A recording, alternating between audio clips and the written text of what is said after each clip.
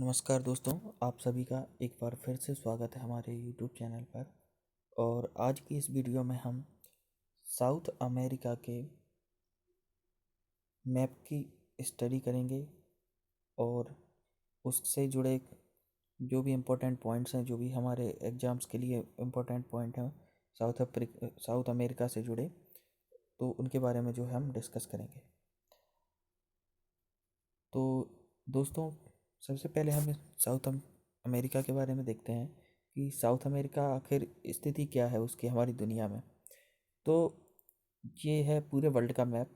और यहाँ से आपको पता होगा कि एक लाइन गुजरती है जिसे हम क्या बोलते हैं, 0 डिग्री देशांतर। ओके। और एक लाइन यहाँ से गुजरती है जिसे हम क्या कहते हैं, 0 डिग्री अक्षांश। इस 0 डिग्री देशांतर को हम ग्रीनविच रेखा के नाम से भी जानते हैं। और इस 0 डिग्री अक्षांश रेखा को हम क्या नाम से जानते हैं, भूमध्य रेखा, या फिर कहें विषुवतीय रेखा के नाम से जानते हैं।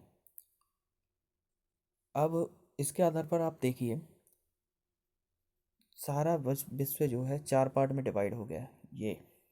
ठीक है, एक चतुर्थांश ये है, एक ये है, और एक ये। यदि हम बात करें कि जो दक्षिण अमेरिका है, साउथ अमेरिका है, कौन से गोलार्ध में स्थित है, तो हम देखते हैं कि जो 0 डिग्री अक्षांश है तो साउथ अमेरिका के को काटती हुई निकल रही है। मतलब कि यह पूरी तरह से दक्षिण गोलार्ध में भी नहीं है, ना पूरी तरह से किसमें, उत्तरी गोलार्ध में है। लेकिन इसका मोस्टली पार्ट, जो ज़्यादातर पार्ट है, वो दक्षिणी गोलार्ध में है। तो ज़्यादातर पार्ट इसका दक्षिणी गोलार्ध में है, लेकिन पूरी तरह से यह दक्षिणी गोलार्ध में नहीं है। इसका कुछ पार्ट उत्तरी गोलार्ध में भी है। यदि बात करें पूर्वी गोलार्ध और पश्चिमी गोलार्ध की, तो यह पूर्वी गोलार्ध में है या फिर पश्चिमी गोलार्ध में है, तो यह किस गोलार्ध में है, पश्चिमी गोलार्ध में है। क्या यह पश्चिमी गोलार्ध में पूरी तरह से सिचुएटेड है? हाँ, यह पश्चिमी गोलार्ध में पूरा सिचुएटेड है। ठीक है, पूर्णतः पश्चिमी गोलार्ध में है, लेकिन पूर्णतः दक्षिणी गोलार्ध में नहीं है। और इसके बाद हम बात करें, चलिए एक मैप लेते हैं साउथ अमेरिका का, और उससे में देखते हैं साउथ अमेरिका की स्थिति क्या है। यह है हमारे पास मैप साउथ अमेरिका का। इसको जूम करते हैं। ये देखिए दोस्तों, ये हमने देखी थी 0 डिग्री अक्षांश, जो कि भूमध्य रेखा के नाम से जानी जाती है। ये साउथ अमेरिका के किस किस देशों से होकर जाती है? पहले तो ये जाती है इक्वाडोर से, फिर आती है कोलंबिया, और फिर किसको, ब्राज़ील को काटती हुई जाती है। तो कितनी कंट्रीज़ हो गई? 3 कंट्रीज़ हो गई, इक्वाडोर, कोलंबिया और ब्राज़ील। इक्वाडोर की राजधानी क्या है? क्वेटो। क्वेटो जो है इक्वाडोर की राजधानी है। कोलंबिया की राजधानी क्या है? बोगोटा। और ब्राज़ील की ब्राज़ीलिया। तो इन 3 देशों से होकर हमारी क्या जाती है, भूमध्य रेखा। कौन से दक्षिण अमेरिकी देश हैं? Ecuador, Colombia, Brazil. इसके बाद अब हम देखते हैं कि और कौन सी लाइन होकर जाती है। कोई महत्वपूर्ण लाइन है जो इससे होकर जाती है? कर्क रेखा है क्या? कर्क रेखा तो नहीं जाती। और कोई रेखा है? मकर रेखा जाती है क्या? हाँ, मकर रेखा तो जाती है। कहाँ से होकर जाती है? दक्षिण अमेरिकी कौन कौन से देश हैं जिनसे होकर मकर रेखा जाती है? तो पहला तो हमारा ये आ गया, चिली। ठीक है, ये कर्क रेखा है ये। तो चिली से होकर जा रही है यहाँ से, ये अर्जेंटीना में आ गई यहाँ से, और यहाँ से ये पराग्वे में, और ये ब्राज़ील में। तो 4 कंट्री हो गई, चिली, अर्जेंटीना, पराग्वे और ब्राज़ीलिया। Sorry, Brazil. ब्राज़ीलिया तो ब्राज़ील की राजधानी है। ठीक है, तो ब्राज़ील से होकर एक अपनी भूमध्य रेखा भी होकर गुजरी है ऊपर, और यहाँ से ये मकर रेखा भी। मकर रेखा और भूमध्य रेखा, 2 रेखाएं जा रही हैं, महत्वपूर्ण रेखाएं, अक्षांशीय रेखाएं, जो ब्राज़ील से होकर जा रही हैं। ठीक है, अब तो ये तो थी मकर रेखा की। अब इसके स्थिति के बारे में देख लेते हैं हम, और इसके आसपास कौन कौन से महासागर हैं, किन किन महासागरों से है जो दक्षिण अमेरिका घिरा हुआ है। तो उसकी बात करें तो सबसे ऊपर ये कैरिबियन सागर है इसके ऊपर में, और उसके ऊपर क्या है, ये यहाँ पे उत्तरी अमेरिका से कनेक्टेड है। और अलग किससे होता है, ये पनामा जल संधि है यहाँ पर, उससे जो है उत्तरी अमेरिका से यह पृथक होता है। ठीक है। और यहाँ पे बात करें तो उत्तर की तरफ देखें तो कैरिबियन सागर है, और उत्तर पूरब में देखें तो उत्तर अटलांटिक महासागर है, और पूर्व की देखें तो पूरब में क्या है, यहाँ पे दक्षिण अटलांटिक महासागर है। और इसके पश्चिम की तरफ देखें हम तो साउथ अमेरिका के पश्चिम में साउथ पैसिफिक ओशियन यानी कि दक्षिण प्रशांत महासागर स्थित है। और इसके नीचे क्या है, दक्षिणी महासागर स्थित है। ठीक है।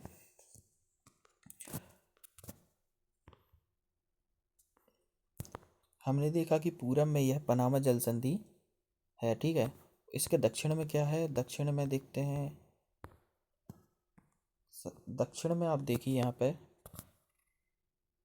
एक जगह है, एक द्वीप है यहाँ पे, आइलैंड है, इसका नाम क्या है, टेरा डेल फ्यूगो। टेरा डेल फ्यूगो टेरा डेल फ्यूगो जो है, इस पर इसका एक अंतिम सिरा है यहाँ पे कैप हॉर्न करके। तो कैप हॉर्न दक्षिण अमेरिका का क्या है, सबसे दक्षिणी सिरा है। ठीक है। और ये टेरा डेल फ्यूगो जो आइलैंड है, यह दक्षिण अमेरिका से किस चीज़ से अलग होता है, मैगलन जल संधि के द्वारा जो है अलग होता है। ठीक है। अब एक काम करते हैं, पूरे जो दक्षिण अमेरिका के देश हैं, कंट्रीज़ हैं, उनको एक बार देख लेते हैं एक नज़र में। हम देखें कि दक्षिण अमेरिका में कुल 12 कंट्रीज़ हैं। यदि फ्रेंच गुयाना को भी मिला लिया जाए तो 13 हो जाती हैं ये। फ्रेंच गुयाना एक्चुअली में क्या है, एक उपनिवेश है। किसका उपनिवेश है, फ्रांस का उपनिवेश है। यह है फ्रेंच गुयाना। फ्रेंच गुयाना इसलिए जाना जाता है, फ्रेंच गुयाना में सैटेलाइट का लॉन्चिंग सेंटर है। तो कई सारे सैटेलाइट जो है यहाँ से लॉन्च किए जाते हैं। सैटेलाइट लॉन्च करने का क्यों ये जगह चुनी गई है, क्योंकि ये देखिए भूमध्य रेखा से काफ़ी पास में स्थित है, इसलिए मतलब कि सैटेलाइट लॉन्चिंग के लिए काफ़ी अच्छा स्थान हो जाता है यह। तो इसके बाद देखें, यदि हम एंटी क्लॉकवाइज कंट्रीज़ को देखें तो सूरीनाम जो है इसके बाद में पड़ता है कंट्री। सूरीनाम की राजधानी क्या है, पैरामरीबो है। याद है आपको, हाल ही में सूरीनाम के एक राष्ट्रपति थे, राष्ट्रपति को हमारे देश में 26 जनवरी के दिन पे क्या निमंत्रण दिया गया था, और बाद में उनका आना कैंसिल हो गया था कोविड के सिचुएशन के कारण। और सूरीनाम के बाद अब देखते हैं अपन गुयाना। गुयाना की राजधानी क्या है, जॉर्ज टाउन। ये चीज़ ध्यान रखना, फ्रेंच गुयाना अलग है और ये गुयाना कंट्री अलग है। ठीक है। फ्रेंच गुयाना फ्रांस का उपनिवेश है। और फिर है हमारे पास वेनेजुएला। वेनेजुएला की बात करें तो वेनेजुएला की राजधानी है कराकस। ठीक है। ये कैरिबियन ओशियन के पास में है, इसकी राजधानी कराकस। वेनेजुएला में एक झील है, मराकाइबो झील, यहाँ पे आपको दिख रही होगी मराकाइबो झील। इस झील के यहाँ पे क्या बहुत बड़ा मतलब ऑयल रिजर्व है, दुनिया का सबसे बड़ा ऑयल रिजर्व कहाँ, वेनेजुएला में है। ठीक है। और इसके बाद चलते हैं, वेनेजुएला के बाद आ जाते हैं अपन कोलंबिया में। अब कोलंबिया में देखते हैं, कोलंबिया की राजधानी क्या है, बोगोटा जो है कोलंबिया की राजधानी है। और फिर कोलंबिया के नीचे आ जाए इक्वाडोर, जो कि अब हमारी इक्वेटोरियल लाइन के पर स्थित है। इक्वाडोर की राजधानी क्या हो जाती है, क्वेटो हो जाती है। अब इक्वाडोर के बारे में हम कुछ बात करें तो इक्वाडोर का एक आइलैंड है यहाँ पर देखिए, जिसका नाम है गालापैगोस द्वीप या फिर गैलापैगोस आइलैंड। यह किसका आइलैंड है, इक्वाडोर का आइलैंड है। गैलापैगोस द्वीप किस लिए प्रसिद्ध है, किस लिए ज़्यादा जाना जाता है, एक टर्टल होता है, उसका नाम है ओलिव रिडले टर्टल। वो कहाँ पाया जाता है, इस गैलापैगोस द्वीप पर पाया जाता है। उसके लिए जो है गैलापैगोस जाना जाता है। फिर इक्वाडोर के बाद में हम नीचे चलते हैं तो इक्वाडोर के बाद कौन सी कंट्री है, पेरू। पेरू की बात करें तो पेरू की राजधानी हो जाती है हमारी लीमा। और पेरू दक्षिण अमेरिका का ऐसा देश है जहाँ पर सबसे ज़्यादा क्या मछली पकड़ी जाती है, कहाँ पर, इस एरिया से। ठीक है। और मछली क्यों पकड़ी जाती है यहाँ पर, मछली पकड़ने का ज़्यादातर वही हिस्सा क्या है ज़्यादा अनुकूल होता है जहाँ पर क्या है ठंडी जलधाराएं और गर्म जलधाराओं का क्या होता है, मिलन होता है। या फिर बात करें कि यहाँ से क्या है, जो दक्षिण विषुवतीय जलधाराएं होती हैं कौन सी गर्म होती हैं, ये गर्म जलधाराएं। और यहाँ से होती हुई जाती है हमारी कौन सी जलधारा, हम्बोल्ट की जलधारा। हम्बोल्ट की जलधारा कैसी होती है, ठंडी प्रकृति की होती है, ठीक है। और यहाँ पे से कौन सी, दक्षिण जलधारा। तो ये यहाँ पे मिलती हैं, तो फिर क्या है, मछली के मत्स्य उत्पादन के लिए यह जगह क्या होती है, अनुकूल हो जाती है। पेरू के बारे में और देखें तो पेरू के नीचे अपन चलते हैं, तो पेरू की सीमा किससे मिलती है, ये हो जाता है बोलीविया से। जो है पेरू की इंटरनेशनल बाउंड्री शेयर करता है बोलीविया के साथ में। और बोलीविया की राजधानी की बात करें तो बोलीविया की एक राजधानी है लापाज नाम से। लापाज जो है विश्व की सबसे अधिक ऊंचाई पर स्थित किसी देश की राजधानी है। और बोलीविया और पेरू के सीमा पर यहाँ पर एक झील है जिस झील का नाम क्या है, टिटिकाका। यह झील जो है टिटिकाका सर्वाधिक ऊंचाई पर स्थित कैसी झील है, नौकानयन झील है। मतलब इसमें नौकायन होता है इस झील में, किसमें, टिटिकाका झील में। बोलीविया के बारे में एक फैक्ट और ये है कि बोलीविया जो है साउथ अमेरिका का ऐसी कंट्री है जो कैसी है, लैंडलॉक्ड है, मतलब स्थलरुद्ध है। बोलीविया के साथ साथ एक और कंट्री है उसके से जुड़ी हुई, पराग्वे। यह भी कैसी है, लैंडलॉक्ड है। साउथ अमेरिका की केवल यह दोनों कंट्री जो है लैंडलॉक्ड हैं। इनके अलावा सारी सारी जितनी भी कंट्रीज हैं सबकी कोई किसी न किसी समुद्र से जो है सीमा, जो इंटरनेशनल बाउंड्री मिलती है, ठीक है।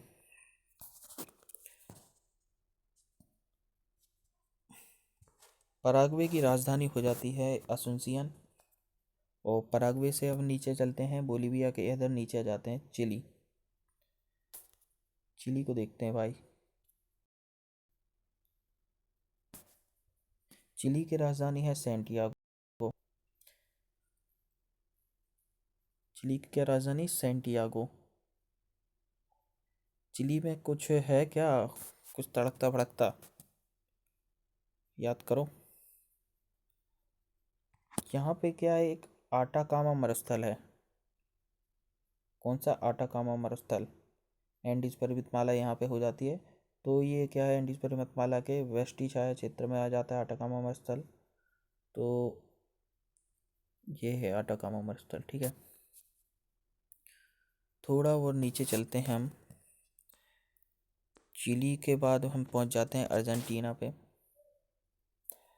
अर्जेंटीना की राजधानी ब्यूनस आयर्स है। अर्जेंटीना में यहाँ पर क्या पाए जाते हैं, पंपास पाए जाते हैं। पंपास क्या होती है, घास के मैदान होते हैं। इनको क्या नाम से जाना जाता है, पंपास नाम से जाना जाता है। पंपास क्षेत्र में एक घास पाई जाती है जिसको क्या, अल्फा अल्फा नाम से जाना जाता है, ठीक है। अर्जेंटीना के बारे में और बात करें तो भाई अर्जेंटीना जो है विश्व का सबसे बड़ा क्या है, ये मांस निर्यातक देश है। क्या निर्यात करता है, सबसे ज़्यादा मांस निर्यात करता है कौन, अर्जेंटीना। अच्छा, मांस निर्यात करता है तो पशु तो होंगे ही। अब पशु होंगे तो पशु फार्म भी होंगे। यहाँ पे जो पशु फार्म होते हैं उनको क्या नाम से जाना जाता है, उनको एक्टोनसिया नाम से जाना जाता है यहाँ पर, एक्टोनसिया, ठीक है। यहाँ पर पशु फार्म को एक्टोनसिया नाम से जाना जाता है। और पशु पालने वालों को क्या कहते हैं, ग्वांको कहते हैं। अच्छा, ग्वांको से याद आया, ग्वांको नाम का एक लामा भी पाया जाता है यहाँ पर। यहाँ पर ये जो क्षेत्र है, यहाँ पर क्या है, पेंटागोनिया का मरुस्थल क्षेत्र है। यहाँ पे पेंटागोनिया के क्षेत्र में एक लामा पाया जाता है जिसको क्या नाम है, ग्वांको नाम है उसका, ठीक है। और कुछ बात करें तो अर्जेंटीना के ऊपर यहाँ पर एक चैको का मैदान है। तो चैको के मैदान में क्या पाया जाता है? कपास की खेती के लिए ये क्या है? सबसे अच्छी जगह है कपास की खेती की।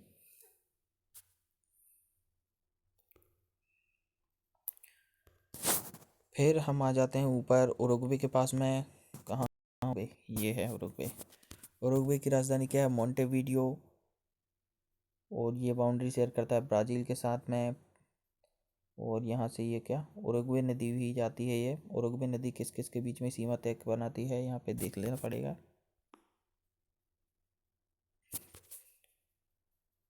तो अब आ जाते हैं हम थोड़ा ब्राज़ील की तरफ, ठीक है। ब्राज़ील जो है उत्तरी अमेरिका का सबसे बड़ा देश है। कौन सा देश है? ब्राज़ील। उत्तरी अमेरिका का सबसे बड़ा देश। इसकी राजधानी क्या हो जाती है? ब्राज़ीलिया। ब्राज़ील क्यों फेमस है? ब्राज़ील जो है कहवा मतलब काफ़ी, कॉफ़ी की खेती के लिए यह सबसे ज़्यादा क्या है? फेमस है। ब्राज़ील से होकर एक नदी गुजरती है, सबसे ज़्यादा भाग ये अमेज़न नदी जो है ब्राज़ील से होकर गुजरती है, जो यहाँ से निकलती है इक्वाडोर के यहाँ से, और कुछ पेरू में और कोलंबिया होते हुए ये जाती है, ठीक है। अमेज़न नदी की कुछ सहायक नदियों के नाम याद रख लीजिए आप। यहाँ पे हो जाती है पुटुमेयो, और ये जापुरा, ये नेग्रो। नीचे की तरफ आ जाना आप, पुरुष नदी है यहाँ पर, ये मडीरा है, टापाजोस है। तो कुछ इंपॉर्टेंट नदियों के नाम आप याद रखें। यहाँ पे जो पुटुमेयो नदी है, यहाँ पर ये पुटुमेयो नदी जो है पेरू और कोलंबिया के बीच क्या करती है? इंटरनेशनल बाउंड्री बनाती है। कौन सी नदी है? पुटुमेयो।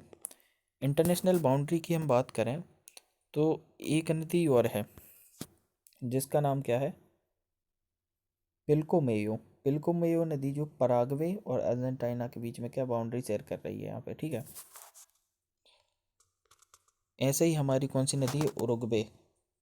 उरुग्वे जो है उरुग्वे और अर्जेंटीना के बीच में बाउंड्री शेयर कर रही है, बाउंड्री का निर्माण कर रही है।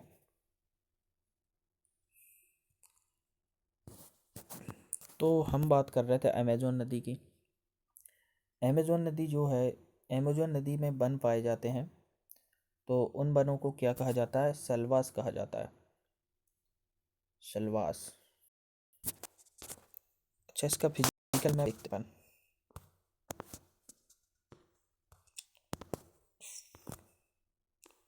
ये है। तो सल्वास नामक यहाँ पे सदाबहार वन पाए जाते हैं। कहाँ पाए जाते हैं? अमेज़न नदी के क्षेत्र में। तो सबसे बड़ा जो है अमेज़न की बात करें, बहुत बड़े ये क्या है? ये बेसिन क्षेत्र है। और यहाँ पर जो है सल्वास नाम के सदाबहार वन पाए जाते हैं। इन वनों में, इन अमेज़न के क्षेत्रों में कुछ लोग रहते हैं। वो लोग किस चीज़ का सेवन करते हैं, क्या चीज़ खाते हैं? उसको बोलते हैं मैनियोक का मैनियोक जो होता है, मैनियोक का सेवन करते हैं। मैनियोक को क्या कहा जाता है? कसावा भी कहा जाता है। यह एक प्रकार का क्या होता है? फल होता है भाई। ये फल होता है जो आलू की तरह कैसे ज़मीन में उगता है। यहाँ पर टूका नाम का एक पक्षी भी पाया जाता है। और दक्षिण अमेरिकी क्षेत्र में पक्षी से याद आया, एक पक्षी और पाया जाता है जो क्या गिद्ध की प्रजाति का होता है। उसे क्या बोलते हैं? कैंडोर। कैंडोर पक्षी है संसार का सबसे बड़ा क्या है? शिकारी पक्षी है ये। 1 मीटर का लगभग होता है भाई इसकी हाइट। सबसे बड़ा संसार का क्या है? शिकारी पक्षी है। दक्षिण अमेरिका में जानवरों की ही बात कर रहे हैं तो कुछ जानवर और पाए जाते हैं। उनमें हो जाता है हमारा प्यूमा और जगुआर, ठीक है। प्यूमा और जगुआर ब्रांड है भाई ये जानवर। और प्यूमा और जगुआर क्या है? यहाँ के शिकारी जानवर हैं, ठीक है। कुछ और देखते हैं। यहाँ पर सबसे लंबी ये पर्वत श्रेणी है। ये पर्वत श्रेणी का नाम क्या है? एंडीज। एंडीज जो पर्वत श्रेणी है संसार की सबसे लंबी पर्वत श्रेणी है। और इसकी लंबाई लगभग 7,200 किलोमीटर के समथिंग है। किसकी? एंडीज की। एंडीज के जो पूर्वी ढलानों के वन हैं उन्हें यहाँ पर क्या कहा जाता है? मोन्टाना कहा जाता है। कहाँ पर? दक्षिण अमेरिका में। अच्छा, मोन्टाना कहा जाता है। अच्छा, मोन्टाना एक स्टेट का नाम भी है। कहाँ पर? उत्तरी अमेरिका में।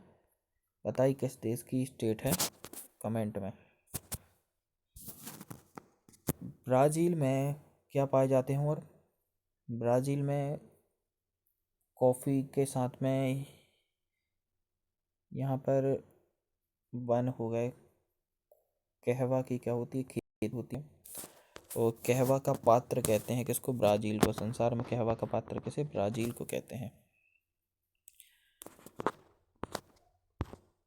यहाँ पे जो है रियो डे जेनेरियो है, ये ब्राज़ील का सबसे बड़ा क्या है? नगर है। और जो सेंटोस है, सेंटोस ये एक बंदरगाह है और इसे कॉफ़ी बंदरगाह के नाम से जाना जाते हैं। कहवा का पत्तन के नाम से जाना जाता है। और यहाँ पे एक साओ पाउलो नाम का नगर है, आप देख सकते हैं यहाँ पर। ओ, थोड़ा जूम करते हैं। ठीक, ये नगर है साओ पाउलो। साओ पाउलो को क्या? कहवा की मंडी के नाम से जाना जाता है।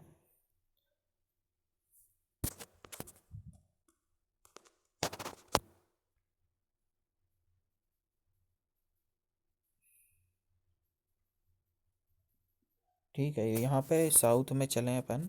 साउथ में एक आइलैंड है, फॉकलैंड आइलैंड। इसे स्टैनली के नाम से जानते हैं। ये किसका है? यूके के अंतर्गत आता है ये आइलैंड।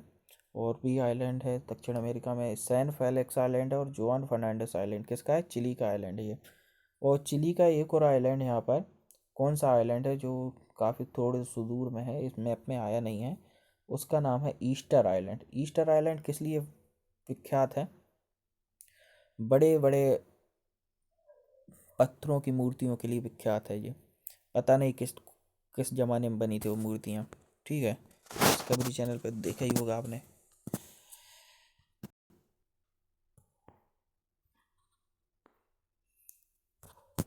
और कुछ देखते हैं। चिली के अंदर जो है एक तांबा की खान है जिसका नाम है चुकीका माता। चुकीका माता तांबा की खान है। यह विश्व की तांबा की राजधानी भी कही जाती है यहाँ पर इसको।